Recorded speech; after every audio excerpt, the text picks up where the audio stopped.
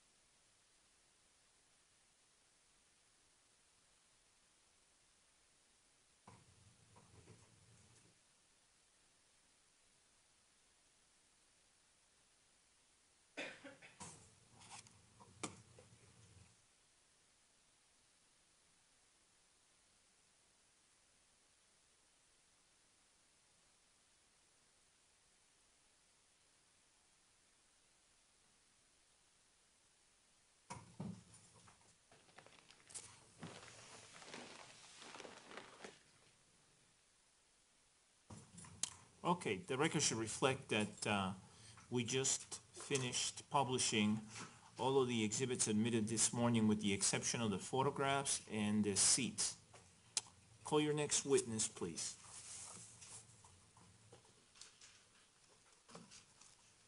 People call Brian Platt.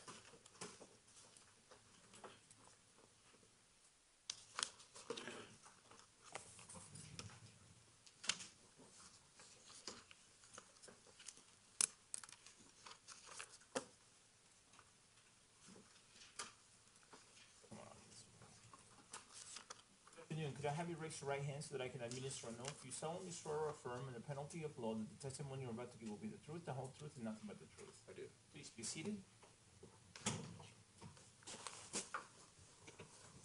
Could you please tell us your full name and spell your first, middle, and last names? Yeah, Brian Thomas Platt, BrianThomasPlatt. Thank you. Mr. Edson, you may proceed. Thank you, Judge. Sir, what do you do for a living? I own a company called KeepShooting.com. Are you also familiar with a company name, BTP Arms? Yes, that is a trading company I also own. First of all, what is KeepShooting.com?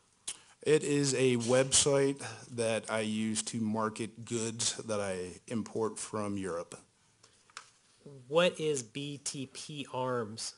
And also, how is that related to KeepShooting.com? BTP Arms is the licensed entity that I use to purchase the goods that are sold on KeepShooting.com. How long have you been in business with KeepShooting.com? Since October of 2002.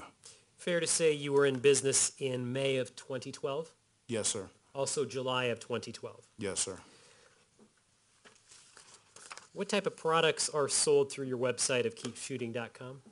It's primarily military surplus and firearms accessories. I'm going to direct your attention to a date on or around May 10th of 2012. On or around that time period, did you receive an order from an individual by the name of James Holmes? Yes. I also want to direct your attention to a time period shortly after July 20th of 2012. In the days, weeks, and months after July 20th, 2012, were you contacted by law enforcement requesting records associated with James Holmes? Yes, I was. Did you provide those records to law enforcement? Yes, I did.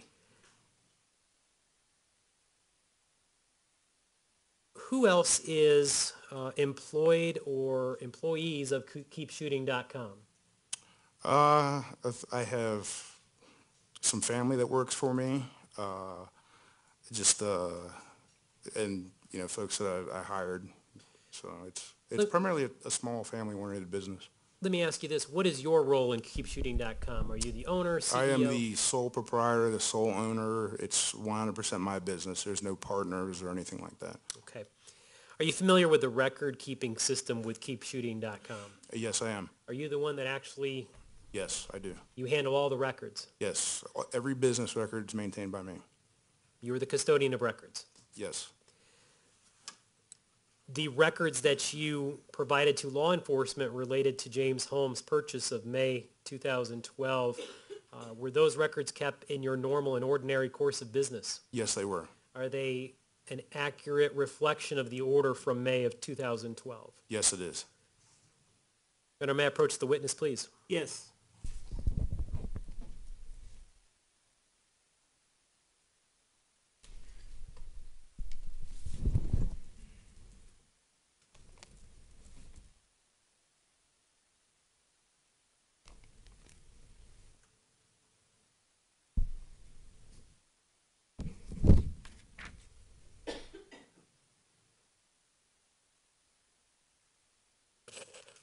For the record, I have shown the exhibit to counsel as well.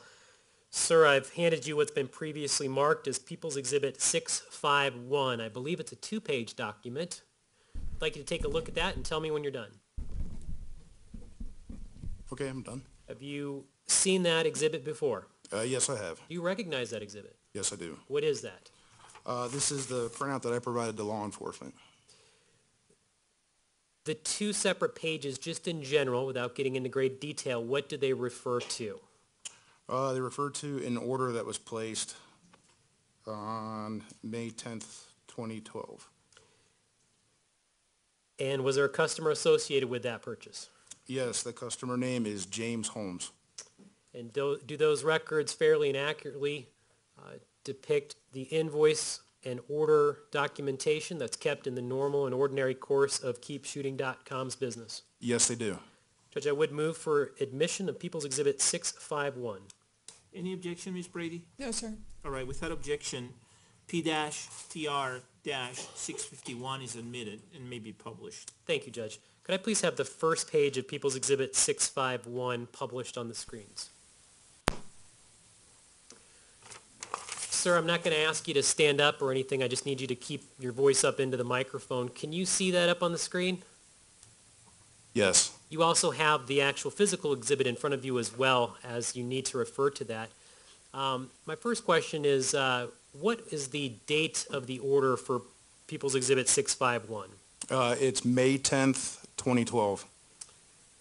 Do you even have a time associated? Approximately? Yes, the time would be 2:02 and 11 seconds in the morning. I see there it says order status complete. What does that refer to?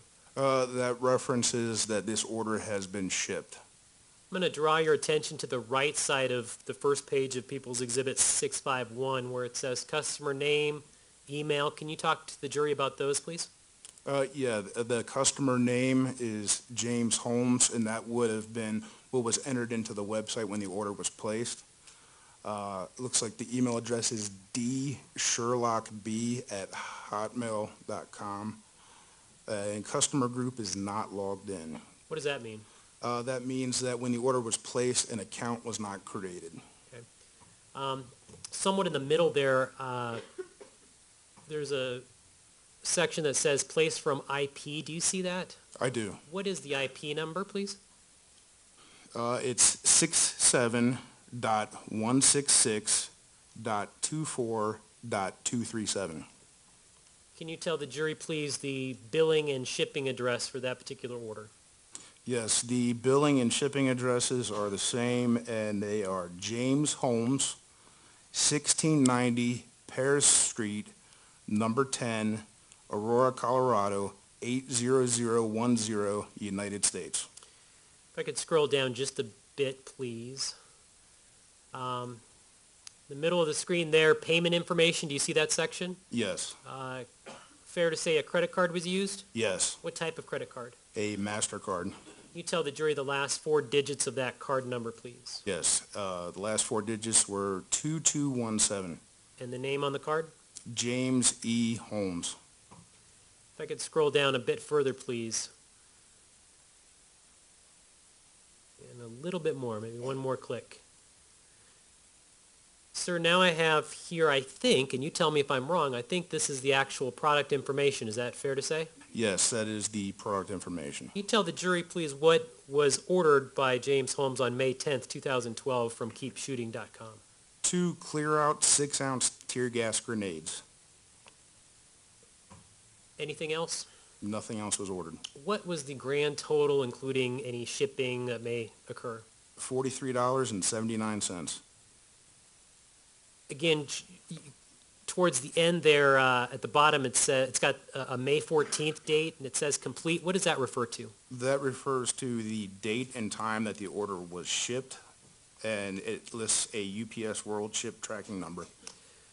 Based on your review of these records, does it appear that this order was complete and successfully transferred to the customer? Yes, it does. If I could go to page 2 of People's Exhibit 651, please.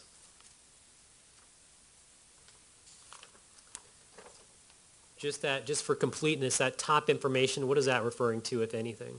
It just has the address of our company, invoice number, and order date. And the next page of People's Exhibit 651.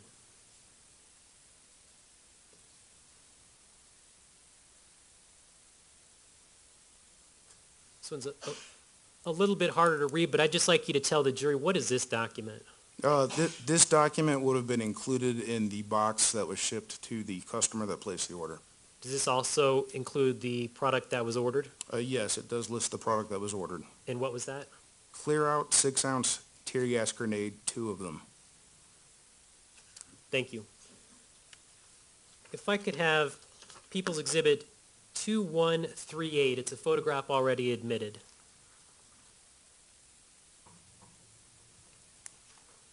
Sir, up on the screen now is People's Exhibit 2138. It's already been admitted into evidence. Can you take a look at that photograph?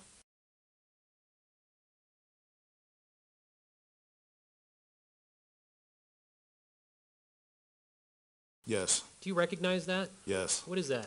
That is a 6-ounce clear out grenade. Is that the same type of clear-out grenade that was ordered? Yes, it would be the same type. Let me finish that last question. The Right. same type of clear-out that was ordered and that you referred to in People's Exhibit 651? Yes, Are you familiar with clear-out? yes. What is it? It is very similar to a roach fogger that you would buy at Home Depot. Are you familiar with the effects of clear-out if somebody comes in contact with it? No, I'm not familiar with the effects. Okay, you can take that down, thank you. Is clear-out like a tear gas type of product? It's more similar to pepper spray. Okay. And fair to say you do not manufacture clear-out? No, I don't. Okay.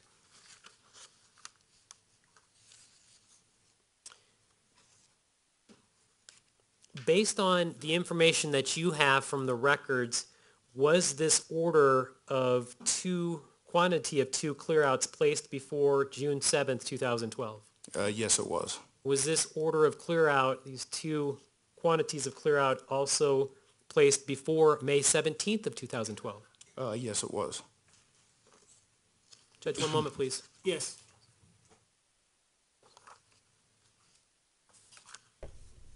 I have no further questions, Your Honor. Thank you. Cross-examination, Ms. Brady? No questions, thank you. And the jury does not seem to have any questions. May this witness be released from his subpoena, Mr. Edson? Yes, Your Honor. Any objection, Ms. Brady? No, sir. All right, thank you, sir. Thanks.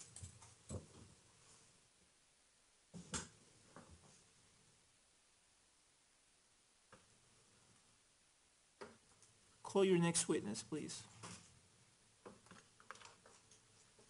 Judge, can I have one moment, please? Yes.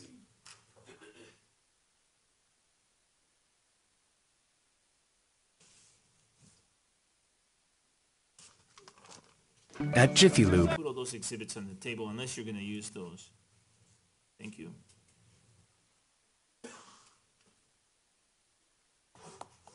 Your Honor, the people call Christopher Russell.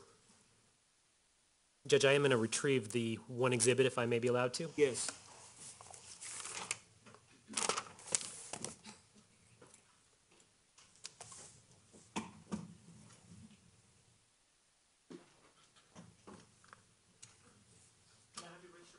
I can administer an oath. You solemnly swear or affirm under penalty of law that the testimony you're about to give will be the truth, the whole truth, and nothing but the truth. I do.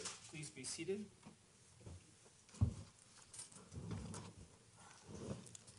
Could you please tell us your full name and spell your first, middle, and last name? My name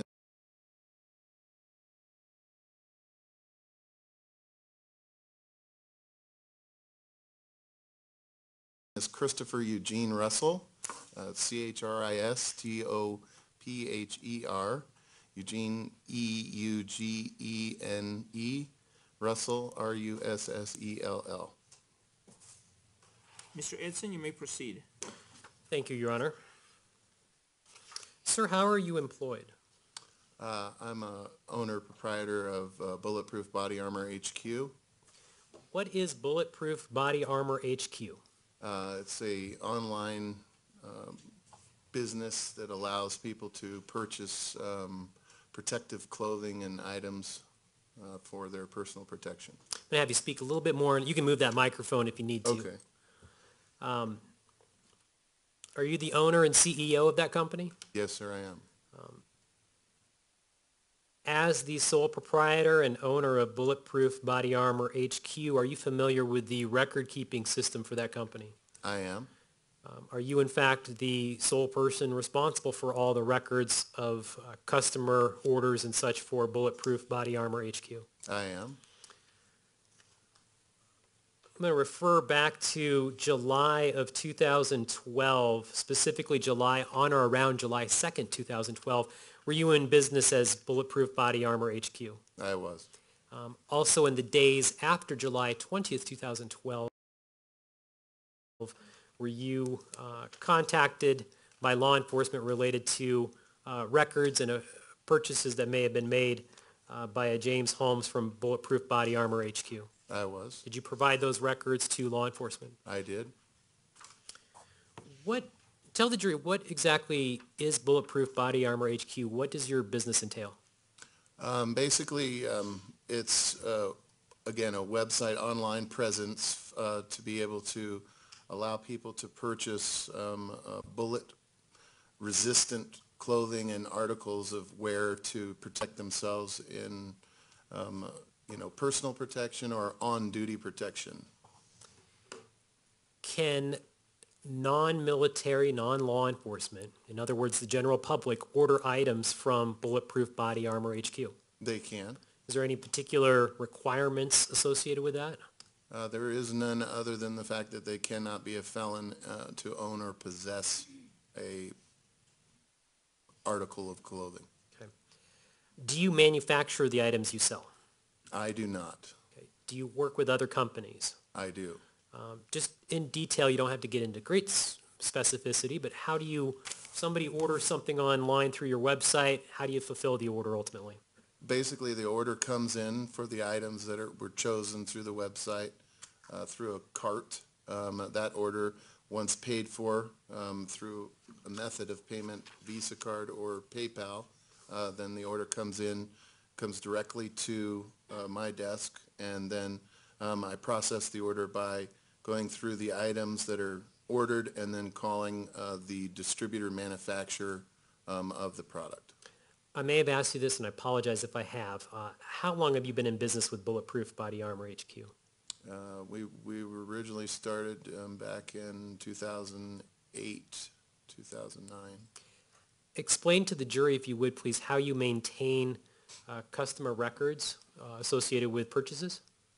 They're all electronically stored through the database on the web server, which is basically where all of the X's and O's are located on a server in Texas. But I mean, I have access to those records just by clicking an admin section of my website. What type of payment methods do you accept online? We do Visa, MasterCard, and PayPal. What type of shipping options, company-wise, are generally available? We only offer shipping through FedEx. Even though the website says that the option is United States Postal Service, UPS, that's just because we have a way to access for people to know how much they're going to pay for that particular shipping. FedEx doesn't offer that, so it's not through the website, but we only do our shipping through FedEx. So it's not. For the records that I was talking about and the customer invoices and receipts and documents associated with sales, do you also receive documents from FedEx related to the shipping of those products? Yes, absolutely. All we would receive would be documents from FedEx after the item was shipped. Is that a normal and ordinary course of business for you to obtain records from FedEx associated with the shipment of products? It is. Specifically about PayPal, do you also receive documents from PayPal associated with customer orders that may have used PayPal to facilitate those transactions? Yes. Do you receive those records from PayPal? We do. Do you keep those in the ordinary course of your business? We do.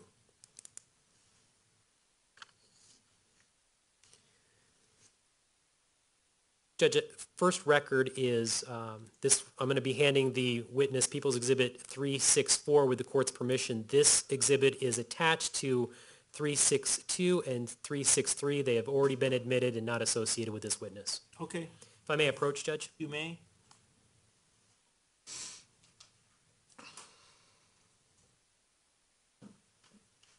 And for the record, Judge, I'm showing counsel now. Okay.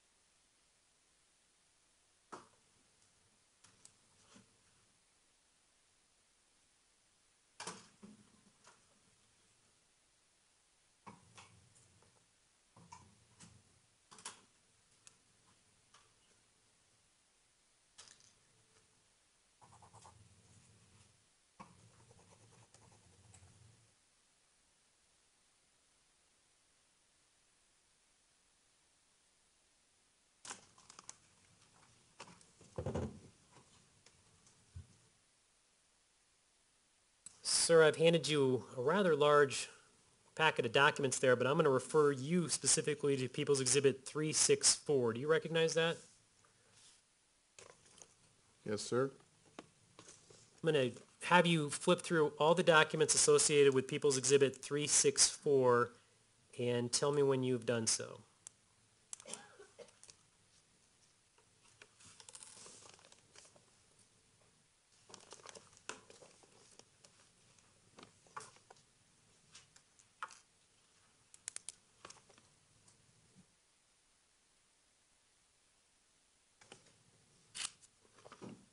Okay, Have you reviewed all of the documents associated with People's Exhibit 364? I have. Just in general, what are all of those documents related to? They're basically the single transactions, the single transaction of the purchase of 4 items from the website. I'm going to kind of backtrack a little bit. When you were contacted by law enforcement, did you provide them with these actual records, People's Exhibit 364? I did. Does this appear to be the original records that you provided law enforcement? It is. Now, I as- believe so, yeah. Okay, as part of that, does it appear that there may be a couple of pages that are duplicate pages? There is, it looks like there is. Okay, so just, I've got to make a record here regarding this. Okay, The first page there, is that similar to the, what would be the third page? Both of which at the lower right corner have a 7/24/2012 at 10:20 a.m. Do you see what I'm talking about? yes, I want you to look at those two pages and tell me whether they are the same pages. they appear to be. Okay. No additional information between those two pages, is that fair to say? Correct. Okay.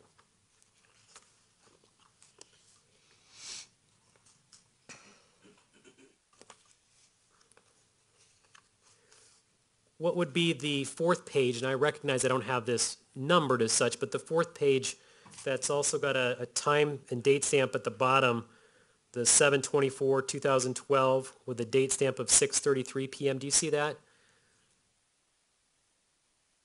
Yes, Now, is that document different than the very first page, and if so, how?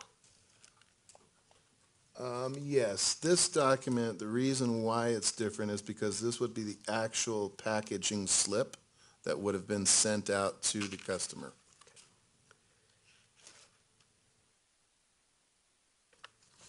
The following page right behind that, where again, the date and timestamp is 7/24/2012 at 6:32 p.m.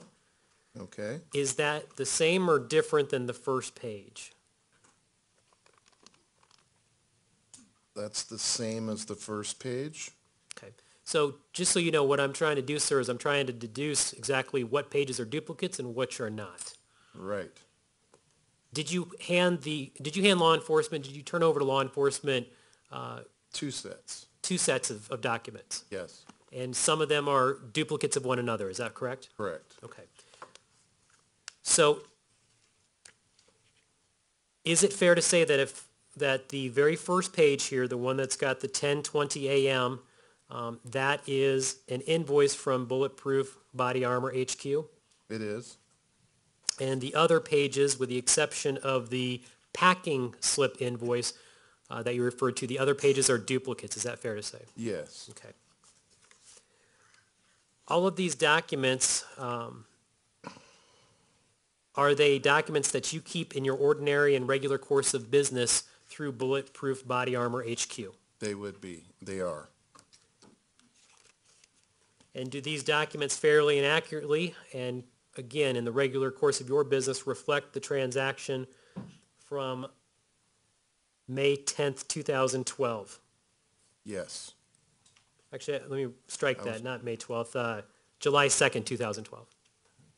Right. That would have been the date the order was placed. Okay.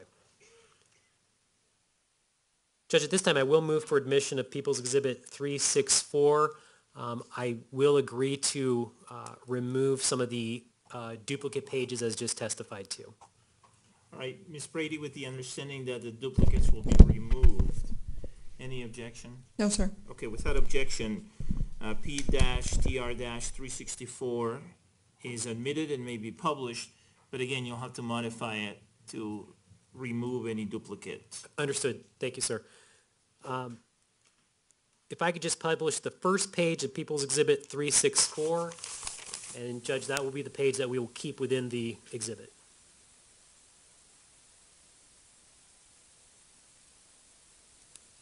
Do you recognize this, sir?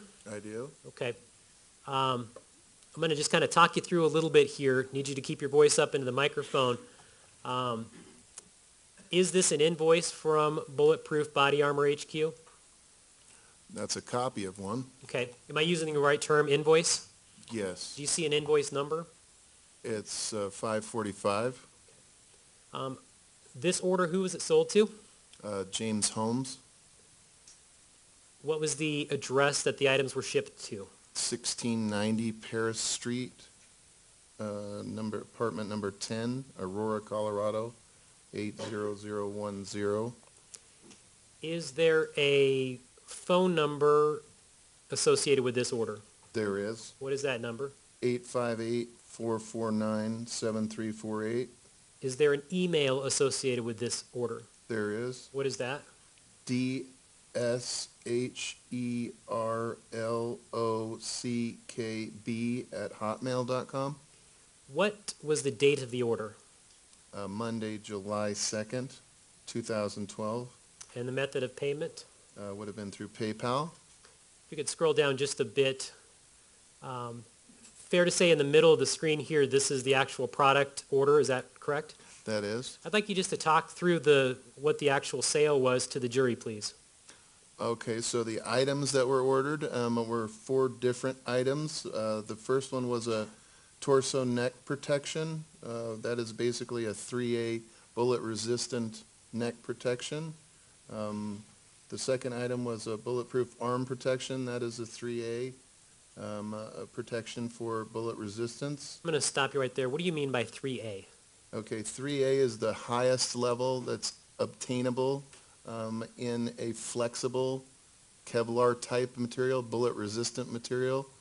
The next level up with that would be like a level 3, which would be for rifle plates or something like that. So I didn't mean to stop you there, but what was the next item? The third item would have been a flat 3A groin protector, basically a flat Kevlar groin protector. Describe that a little bit more, please. What are you talking about? Okay, so it's basically 9 inches across, 6 inches in depth, about 1/4 of an inch, I should say in width, it's on a belt, and it's worn either in the pants uniform or outside the pants uniform, mostly inside the pants, for protection for the genital region. If you know, what is Kevlar? Kevlar is a product that's manufactured by DuPont. That is a woven product that is layered, and upon applying those layers of Kevlar to a specific amount of layering, you will get bullet resistance to certain levels. There's 3 different levels: 2A, 3A, and then 3, and those levels vary in thickness, which will allow you to stop a certain type of projectile up to so many feet per second. Like the name of your company suggests, are these items body armor type material? Yes. You were about to talk about the 4th item there. What is that?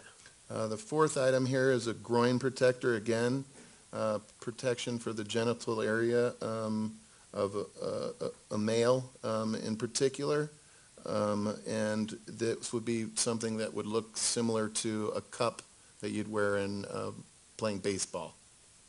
What was the, I won't even bother with the subtotal, but the grand total, including any shipping, what was the total for these items? $903.67. So $903. $903.67. We could scroll down just a bit more, please. You have in its entirety, with the exception of some of the duplicate documents, People's Exhibit 364 in front of you. Can you tell the jury, please, about whether it appears this item was in fact shipped, whether it reached its destination, based on your records? Well, based on this sheet here, which is standard on every single order that we take, depending on what type of payment, as soon as the transaction is completed, this would have been the second line down from the top there. It says PayPal status pending e-check. That means that he didn't have a Visa card or a MasterCard on file with PayPal, so they were going to withdraw the funds directly from his bank account. And again, just not to interrupt you, but you're familiar with PayPal as far as your business transaction goes, is that correct? Absolutely. Go ahead. We use it monthly, daily. And then the transaction ID, which will give you a reference to be able to, coordinate that with PayPal itself. If you put that transaction ID into PayPal's system or call them on the phone, they will know specifics on this particular transaction. Then it looks like the transaction was completed on 7/6, which when the funds would have come in from his bank account, would have been deposited into PayPal, and then on the 16th, it looks like we updated this record with the FedEx tracking number, which would have been on the very bottom line. So again, you've got the documents in front of you there, and you can I do. refer to them as need be. Was there any sort of express shipment requested or anything like that for these items? I don't see any express order on here. Usually it would say something like overnight or 2-day. This just says 4 to 7 day. Okay. Again, with the documents and records that you have in front of you, does it appear that the items that were ordered from your company were received by James Holmes? They would be not by that sheet, but by the FedEx sheet that is at FedEx.com under our shipping account. Do you have that document in front of you? I do. Okay. Go ahead and refer to that as you need to. Again, my question is, can you confirm that the items were shipped and received by James Holmes? They were shipped. They were shipped out on the 11th at 3:34, which is when the item would have been, the box would have been accepted at the Kinko's location that they were shipped from. Yeah, they were shipped from Kinko's location on 529 South Fort Harrison Avenue, Suite A4 in Clearwater, Florida. What do you mean by shipped from Kinko's? The items were boxed up and they were taken to the Kinko's location to be shipped under our FedEx account. Okay. So then walk me through the confirmation that they were delivered. Okay, so, I mean, if you put in a tracking number, like everybody has from whenever you get a package, you can do the same with our stuff, and that is you put the tracking number in, you can see where the package is located and where it's been and where it's going to and where it's been delivered. So it's traveled on the 11th, it was in Tampa. On the 12th, it was in Orlando. The 13th, it was in Kansas City, Lexina, Kansas City. The 16th, it was in Henderson, Colorado. The 17th, it arrived at the FedEx facility in Denver, Colorado. The 17th, at 10 a.m., it was delivered via signature to Aurora, Colorado. I did provide proof of signature from James Holmes, which is in the paperwork as well. You just have to click on the link that says signature proof of delivery. And just so we know, what do you mean by you have to click on the link? I would, when you put the information in for a tracking on our side of the world, I believe, since it's our account, we have the ability to click on signature proof of delivery. Okay. So when was this item actually delivered to that Paris Street address?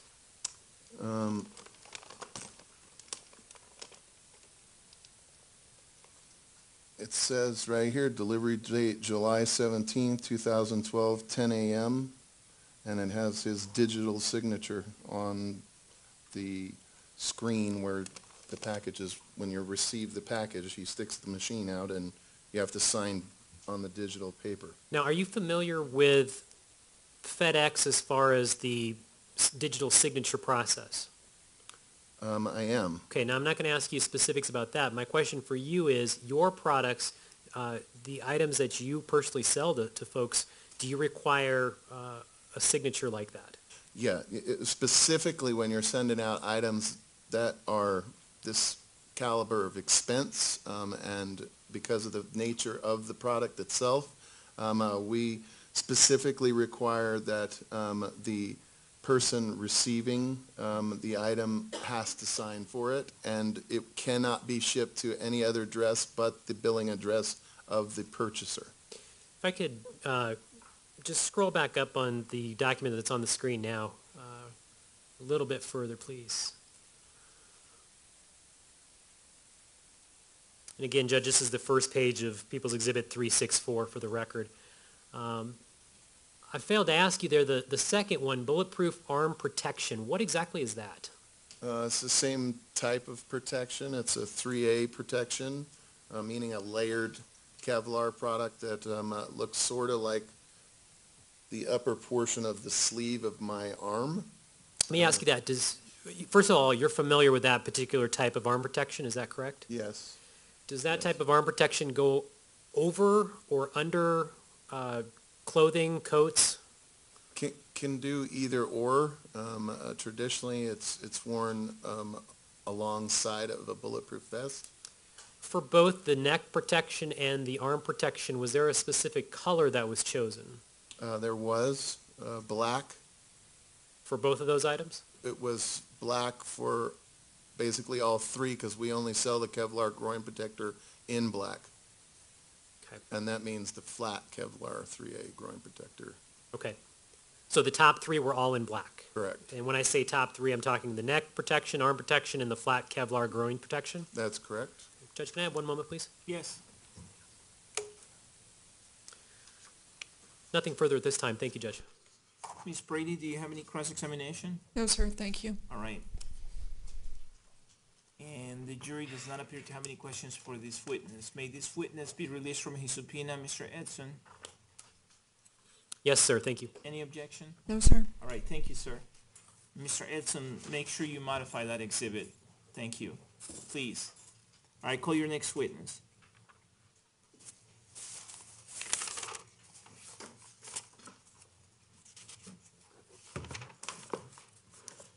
The people call Charles DeFrance.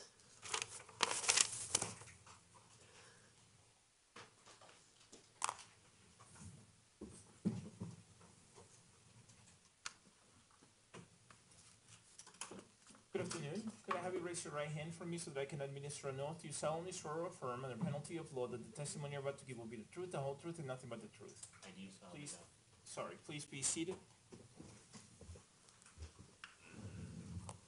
Could you please tell us your full name and spell your first, middle, and last names? My name is Charles S. DeFrance, first name Charles, middle initial S, last name D-E, capital F-R-A-N-C-E. Ms. Pearson, you may proceed. Mr. DeFrance, how are you employed? I'm a special agent with the Federal Bureau of Investigation assigned to the Denver Division. How long have you worked for the FBI? I first became a full-time employee for the FBI in 1996. What is your job for the FBI? I currently work criminal intelligence here in the Denver Division, and I'm also a member of the evidence response team. And is the evidence response team also called ERT? Yes.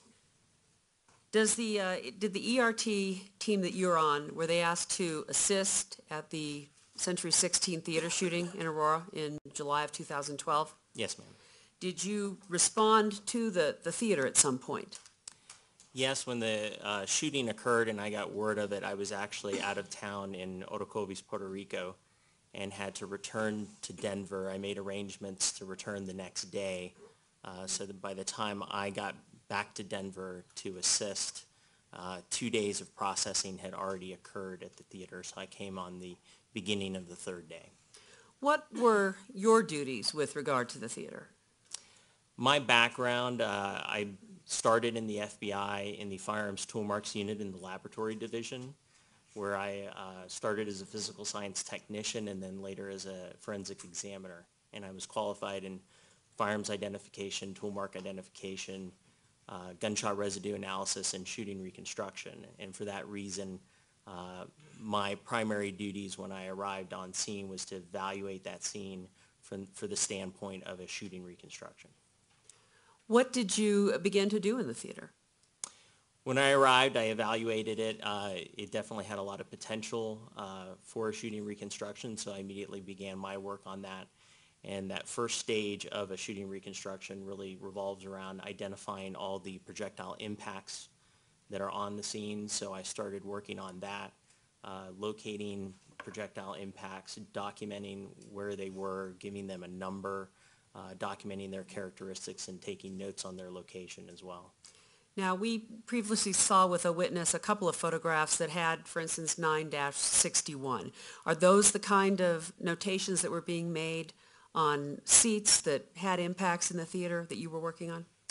Yes, all the impacts that I was numbering, I used because we knew that from the beginning, from a quick evaluation of the scene, that we had impacts in both theater 9 and 8. We designated them with a 9 dash and then a number, just sequentially given as I located those impacts. And then for any impacts in theater 8, it was 8 dash the number, again, just sequentially numbered as I found them. Were you the person who ultimately completed the shooting incident reconstruction? No, I'm not. Why was that? After the first day of working in the scene, it was pretty apparent to me that the scope of the scene was very large from a standpoint of the number of shots fired, as well as just the complexity of the scene itself. There were a lot of chairs, there were a lot of elevation changes, steps, it was large rooms, and it was my advice that I provided to our senior team leader for ERT that we should contact the lab and request additional resources from the lab, and that's what we did. Now, when you refer to the lab, do you mean the laboratory at Quantico? Yes, I'm referring to the FBI laboratory in Quantico, Virginia. With regard to marking the holes, had you started to use any kind of a device to provide data about where the holes were in the theater at the point that you made the decision that you should get assistance from Quantico? Even before I arrived on scene, there was another agent that was already using an instrument called a total station, which is a survey instrument that we use on very large and very complex crime scenes that takes very accurate three-dimensional measurements of any point that you want to shoot in. and that's what she had already been working on for 2 days before I arrived, just documenting the overall scene where the evidence was, and she continued to work on that with me as I was identifying the bullet impacts, and we were taking notes on all of those bullet impacts, photographing them, and then additionally their location was being measured using that total station. Did a team from Quantico come out to the theater to assist in doing the shooting incident reconstruction? Yes, they did. Did they bring any additional equipment other than the total station that you had to help accomplish that? One of the instruments that we were interested in getting out here and the laboratory division did bring was a laser scanner. The laser scanner is very useful in this type of a scene because it very indiscriminately will scan a room and measure pretty much everything that's within the view of that laser scanner and take very precise measurements, much in the same way that the total station does. But this picks up a lot more detail than the total station does. But those two pieces of data can be put together to make a single three-dimensional measurement of that scene. Did you work with the team that came from Quantico to complete the marking of all of the holes and impacts in the theater, and then to do the shooting incident reconstruction that was done at the theater? I did. I worked hand in hand with them. We had, in addition to the laser scanner, we had a couple gentlemen from the Firearms Tool Marks unit who I knew from when I worked there that came out, and we worked together on the scene. I actually had 2 days on scene before they arrived, so I identified a lot of the bullet impacts before they got there, and then once they were there, we worked together to review all the work that I did and complete the reconstruction. Was data collected by the total station and the laser scanners that were in the theater? Yes, ma'am. What was done with that data? That data was all, the data that was collected by the laser scanner was just taken back by the operator who was a member of the FBI laboratory. The data that we collected was downloaded and submitted to the laboratory to be used in their creation of diagrams and models. Thank you. I don't have any other questions. Any cross-examination, Ms. Spengler? No, thank you. And the jury does not have any questions for this witness. May this witness be released from his subpoena. He may, Your Honor. Any objection, Ms. Spengler? No objection. All right, thank you, sir. Thank you. Call your next witness, please. The people called Jennifer Justice.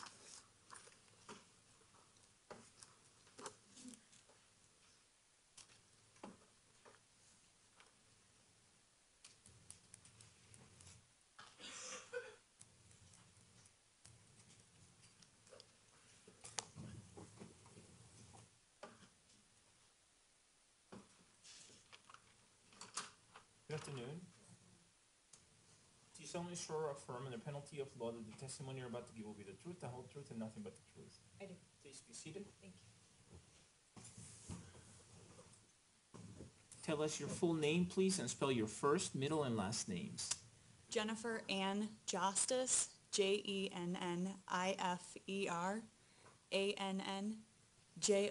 Annjostes. Ms. Pearson, you may proceed. Ms. Justice, who are you employed by? The Federal Bureau of Investigation, Denver Division, How long have you worked for the FBI? since March of 2007, or I'm sorry, March of 2008, So about sev- 7 years. 7 years? What do you do for the FBI? I'm a special agent. I am currently assigned to the Safe Streets Task Force, Innocence Lost Task Force, where currently I work juvenile prostitution cases. I also have a collateral duty, which includes the evidence response team. That is a team that's comprised of numerous agents and support staff that is assigned to and specially trained to collect evidence for particular crimes. Could you please move the microphone closer to you? Sure. And so that everyone can hear you. There you go. All right, thank you.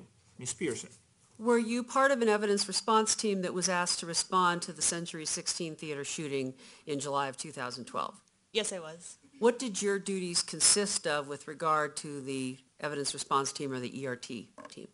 We do have, it's called a TopCon total station. It's a piece of survey equipment that was assigned to the Denver Division to utilize to help document the evidence and the actual scene itself.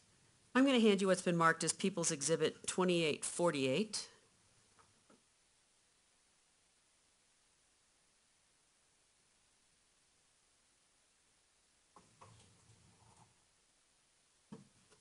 Do you recognize what that is a photograph of? Yes, I do. And what is it? It is the Denver Division's TopCon. The model number is GPT 3205NW, or yes, NW. 3205NW. Your Honor, I'd move for the admission of People's Exhibit 2848. Ms. Springler, any objection? No objection. Did you say TopCon, C-O-N? Yes, sir, it's TOPCON Right, is the brand. Okay, thank you. Without objection, P-TR-2848 is admitted and may be published. Could I have 2848 up, please? So what are we looking at in this photograph? So that's the actual total station unit and also the pole and the prism that's utilized with the total station unit. So the actual top of the unit that's yellow in color, that is the actual, it's called an electronic distance measuring instrument, which is the TopCon unit itself that we utilize that takes all of the measurements.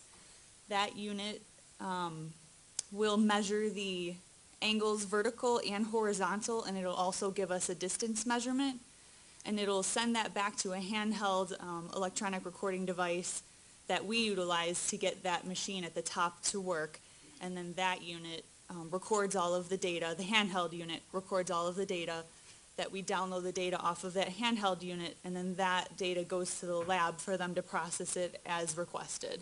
What's the red and white pole that is next to it or attached to it? So often the total station operator needs we call them a rod man. RODMAN is what we typically call them. They're the ones who have to hold the rod and the prism if we can't see an item of evidence or see an area that we're trying to document, such as the holes, bullet holes, or cartridge casings. Smaller items sometimes we can't see or they're hidden behind other objects, and we utilize that pole with the prism, and that's what we'll focus our viewfinder on, is that actual prism.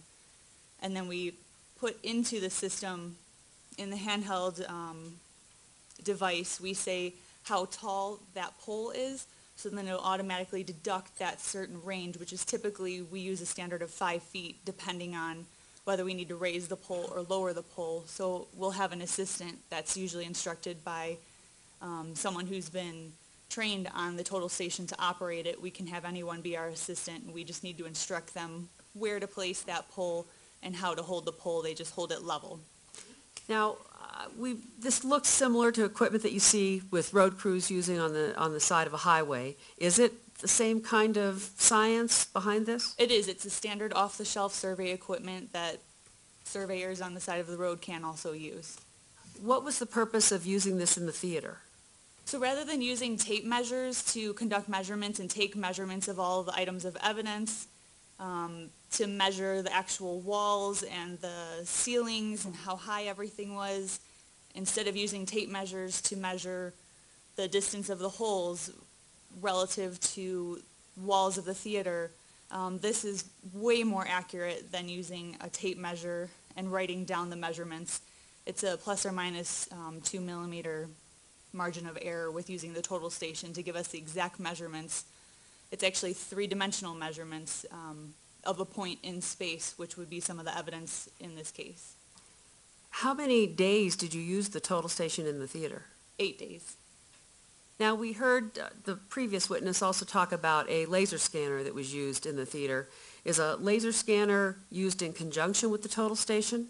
Quite often they can be used together. A laser scanner, from my training and experience, creates more of a point cloud where it can get more of an in-depth look at the area, but what the laser scanner can miss oftentimes are the smaller items, such as the bullet holes in the cartridge casings. It may not document or pick up every one of those holes or casings. So we typically use the total station. That is more accurate and can pick up those smaller holes and items of evidence. So what we would do is focus the viewfinder on the holes, and we would ask the instrument to record the measurement of where that hole is in three-dimensional space. How do you determine that the total station is operating properly, that it works properly? We calibrate them. Every time we set up the machine, we have to calibrate it, we have to level it. We're trained on how to level it, we're trained on how to calibrate it. And then we also put up something called a back sight, or if we have documented numerous other points in our scene, anytime we move it or anytime we set up the back sight and we check it to make sure that it's level, and the machine itself will tell us if there are any errors.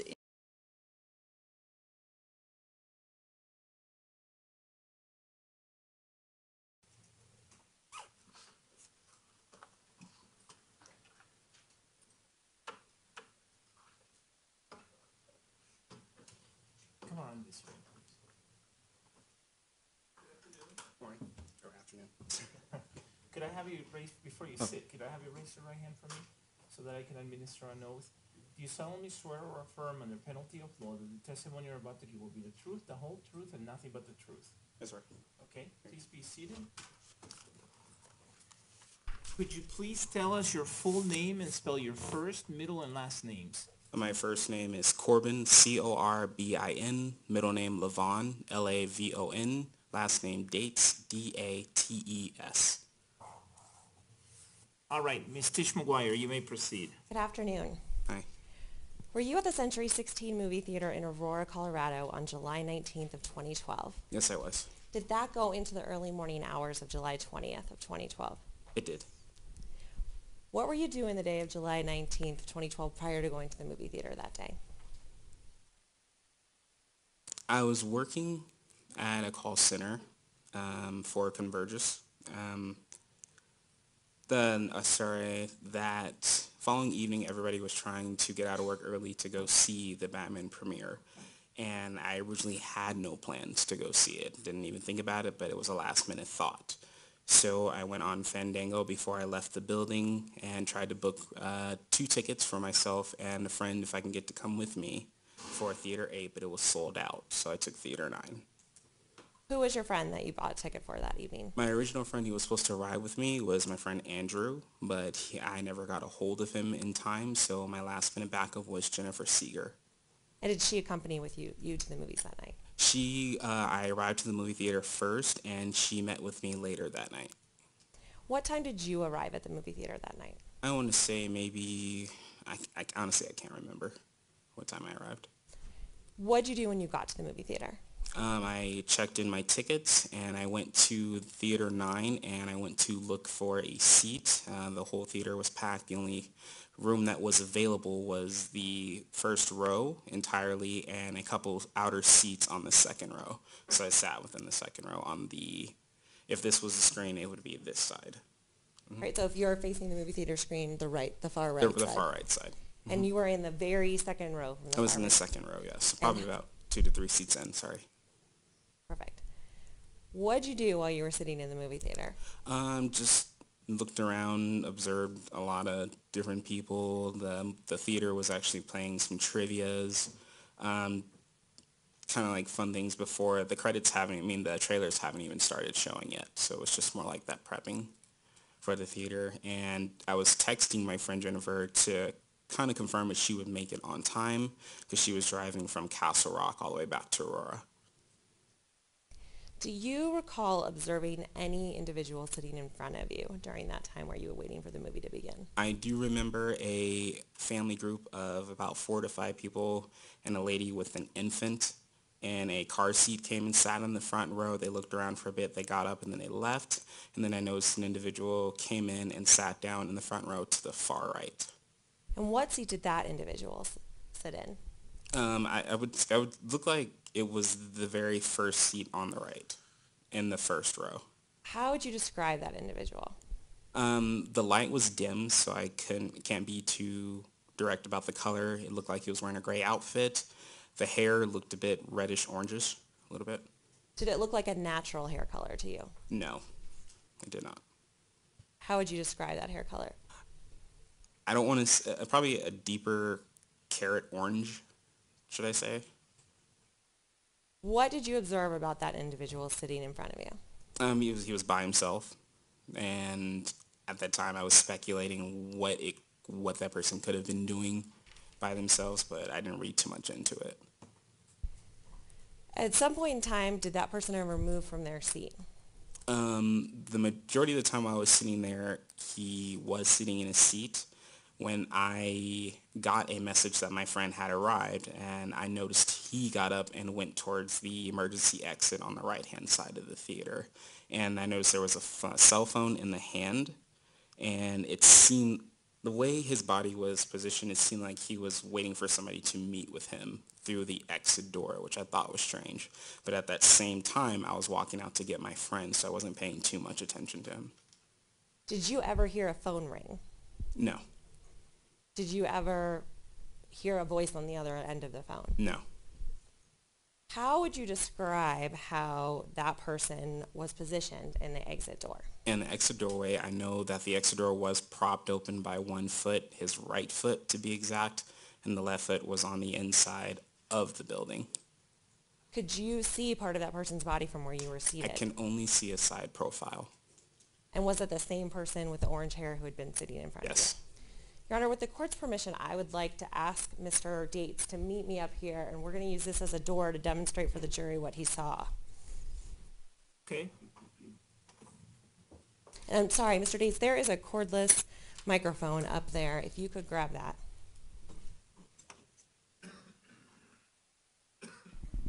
All right. And if you could stand here, the theater door hinges this way. So if you could describe for the jury how the defendant's feet were placed in the doorway. His right foot was propping the door open, and the cell phone, I can't remember if it was in the left or the right hand, but I do remember seeing a cell phone. And this is how his body's positioned. So Correct. if the theater door... Mr. McGuire, hold on a second. Some of the jurors are saying that they can't see. Okay, so if he was back further, would that help? Is this better? Okay. All right, so if you could describe that again, Mr. Dates. So the right foot was propped, was holding the door propped open. It did swing open this way, and his body was leaning a little bit out towards the door, and I don't remember which hand the cell phone was in. Was the cell phone up to his ear? It was. Okay.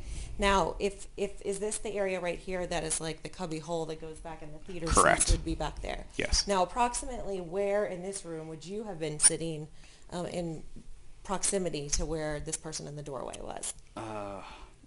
Probably where that gentleman in the red shirt is, if I had to judge distance.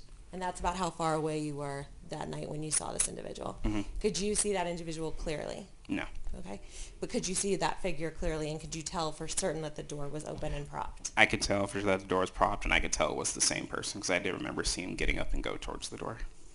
All right. Thank you. You can take a seat. Okay. For the record, Mr. McGuire, do you want to estimate that distance that he just testified to?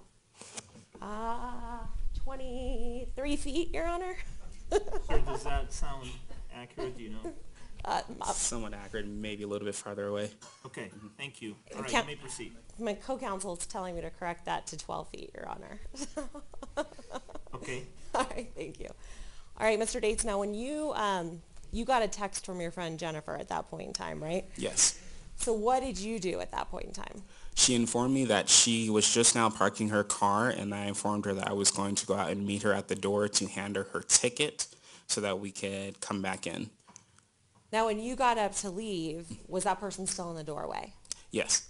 Okay. Did you ever see that person again when you came back into the theater? When I came back in, the lights had just dimmed and the movie was getting ready to start, and the door was not propped open. Otherwise, I would have seen the lights from the outside parking lot beaming in. It was completely pitch black. The door looked closed to you at that point? Yes. So did you go out to meet Ms. Seeger at the front main lobby area to give her her ticket? We met each other in the main lobby, and I handed her a ticket, and I rushed her back in because I didn't want to lose our spot. Were you able to go back and take your seats in the movie theater? Yes, we were. All right, Your Honor, if I may approach the witness with what's been marked as People's Exhibit 1120. Yes.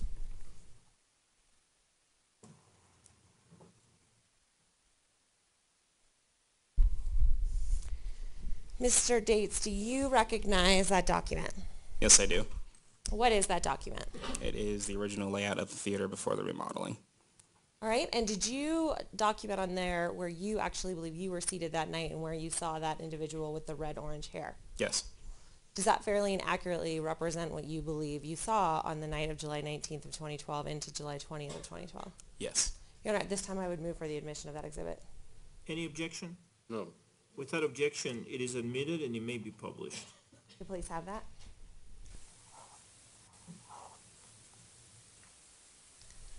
All right, Mr. Dates, I'm going to ask you to grab that handheld microphone again, if you don't mind. And there's a very large stick behind you. If you could please show the jury on there where, first of all, you saw the person seated with the orange reddish hair. All right? And then if you could please also describe where you were seated when you first saw him, when you were seated there by yourself.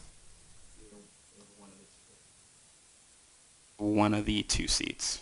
All right, and then when you and Miss Seeger returned, where were you seated in the theater? I remember being in 4 and Jennifer was in 3. All right, and could you also point out for the jury where you actually saw the defendant go through that doorway? Judge, objection, may we approach? Yeah.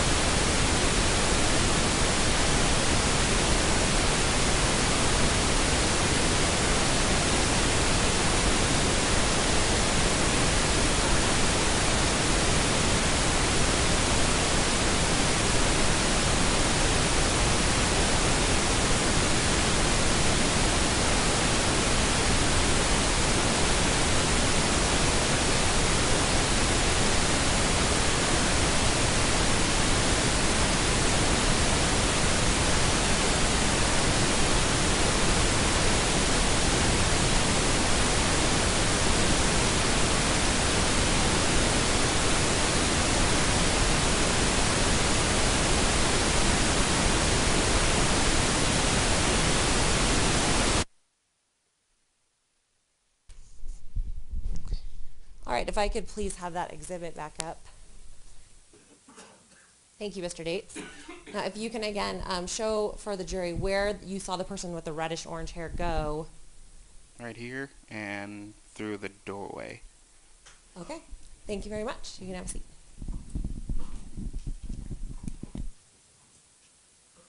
What was happening in the theater, and you can go ahead and put that stick down. And you can, go ahead. What was happening in the theater when you and Miss Seeger returned to the theater? The theater lights were dimming to black and the movie was getting ready to start. What happened in the movie? In the movie, everybody was rather excited. When certain characters came on the screen, they cheered on. And it got to the scene where they are introducing Catwoman. Well, maybe a little bit before that. I can't remember too much. But I do remember that same exact door swinging right open and a person dressed in black walked into the theater. How would you describe what that person in black looked like? They definitely had a helmet on, goggles. The only thing that I could see that was not covered up was their eyes. I do remember seeing a automatic rifle, and I do remember seeing something that looked like a shotgun, and they were strapped around his neck, kind of like a strap to hold it up. Now, you just said his. Did you know whether it was a male or a female? Sorry, I did not catch that, no. Was there anything about the build that made you think that it was a male? No.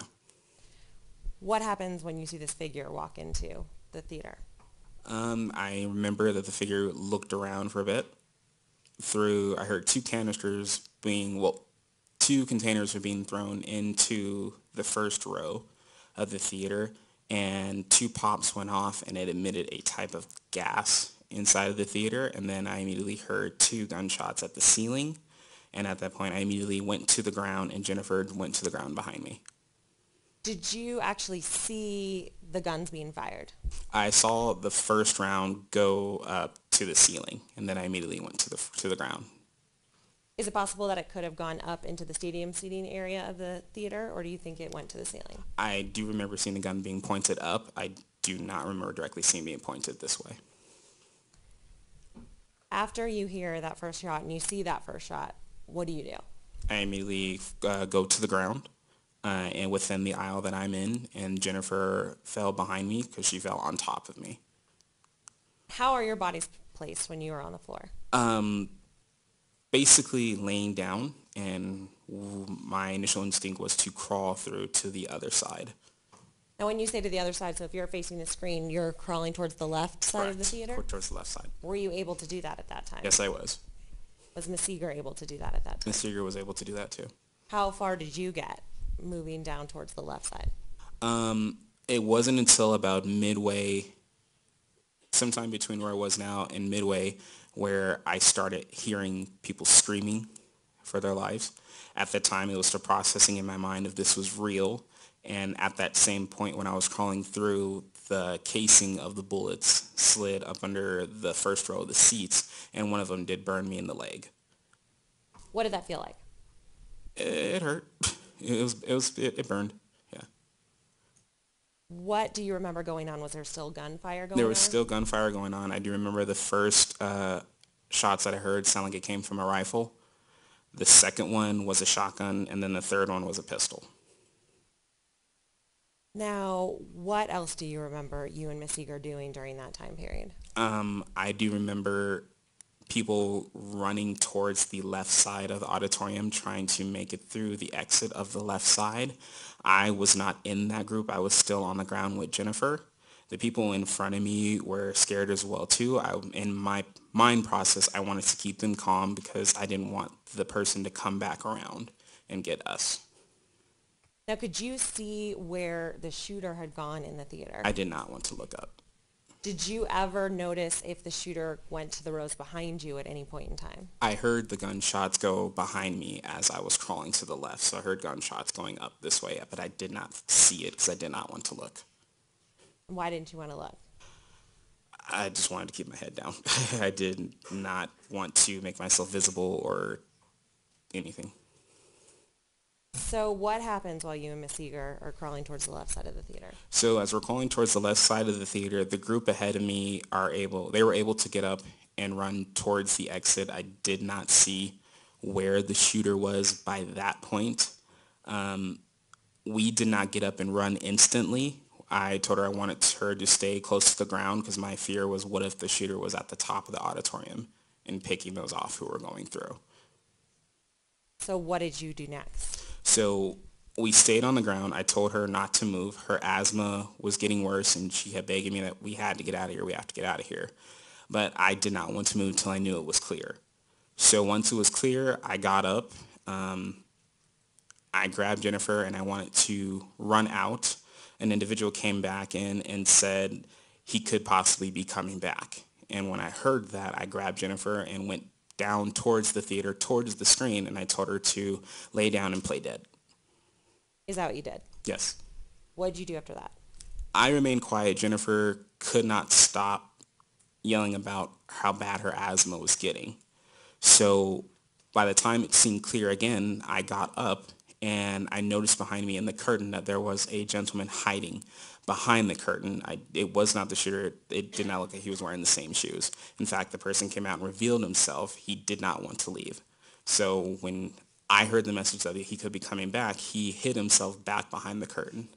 And then once I got the assumption that we were going to be okay, I ran out towards the auditorium. Now, just to be clear, this person who is hiding behind the movie theater screen, you believe to be another moviegoer who Yes. was afraid of the Yes. circumstances. And you said that you thought the shoes were different. What sort of shoes did you see the shooter wearing? They were more like boots. I remember they were black. Everything was all black. Whatever shoes he was wearing, it was not all black. It did not match. So how were you finally able to get out of the theater? Once everything seemed clear, I saw some things that were very uncomfortable in the upper stadium. And I'm going to stop you for a second. What do you mean? What did you see exactly? If you could please tell the jury. Objection, Judge. Cumulative. Overruled. You can go ahead and tell the jury what you saw. I saw people, I did not want to assume if they were alive or if they were already gone, but I did see them laying over the chairs, and I saw some there on the stairs, and there was, sorry. Okay, there's some Kleenex up here if you need it. There was one person who was laying on the ground just right before the exit of the lobby, and Jennifer later recognized that that was a person we went to high school with. Do you know who that person is? I heard the name, but me and that person were never actually friends. Okay. Did you see anything else before you left the theater? No, I ran to the auditorium, and as I was in the auditorium, a police cop was coming past me, and he had a shotgun in his hand as well, too. I looked behind me and noticed that Jennifer was not there, so I freaked out. What'd you do after that? I ran back in to find Jennifer. And right before I got to the doors of Theater 9, Jennifer was just coming out. She said, I was trying to save him. I was trying to save him. I couldn't. So I grabbed her. We ran out to the outside, and in the parking lot, many people were on their cell phones. There were cop cars, and people they were stunned at what was going on. My instinct was to get Jennifer to her car, get myself to my car. The fear in my mind of what happened is, what if the cars were rigged as well too with bombs? So Were you able to leave the theater parking lot? the theater parking lot was where one of the exits was. It was crowded and blocked. I don't think the cops were trying to let everybody leave, but I was driving a Jeep at the time, and I took it off-road over the hill and climbed the median and left. At some point in time, were you able to go to Gateway High School and get interviewed by the police? Yes. The first place I went to afterwards was my mother's house to tell her everything that happened. She was stunned. She wasn't exactly Objection, there to believe me. relevance. Sustained. All right, and Sorry. did you make it to Gateway High School? I did make it to Gateway High School, yes. Did you sustain any injuries as a result of the shooting? Only the burn that was on my leg from the bullet casings, nothing further. But you did have a burn on your leg. And I could did. you describe for the jury where that was? It was on my right calf on the outer side. I have no further questions. Thank you very much, Mr. Dates. Any cross-examination, Mr. King? No, thank you. The jury may have some questions for you, sir. Give us a moment, please. Okay.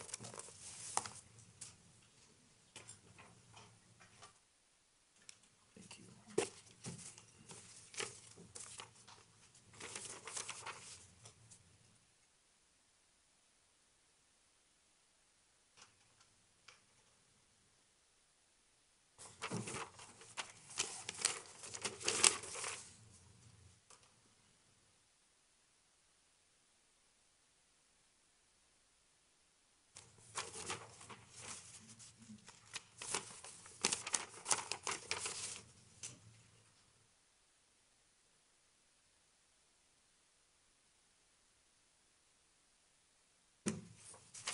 Would counsel please approach?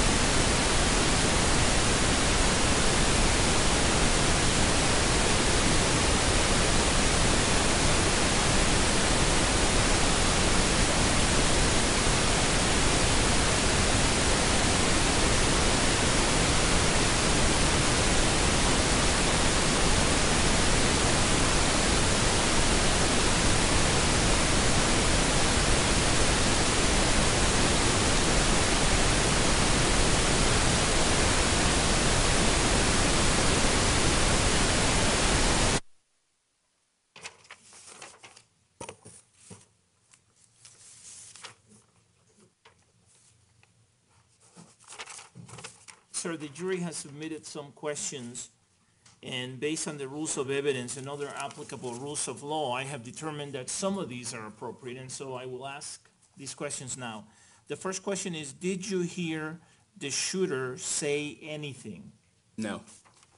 The next question is, did you hear the emergency exit door alarm going off? No. Any follow-up questions based on those questions, Ms. Tish McGuire? No, Your Honor. Any follow-up questions from you, Mr. King? No, thank you. May this witness be released from his subpoena? Please, thank you, Your Honor. Is there any objection? Without objection. All right, sir, thank you.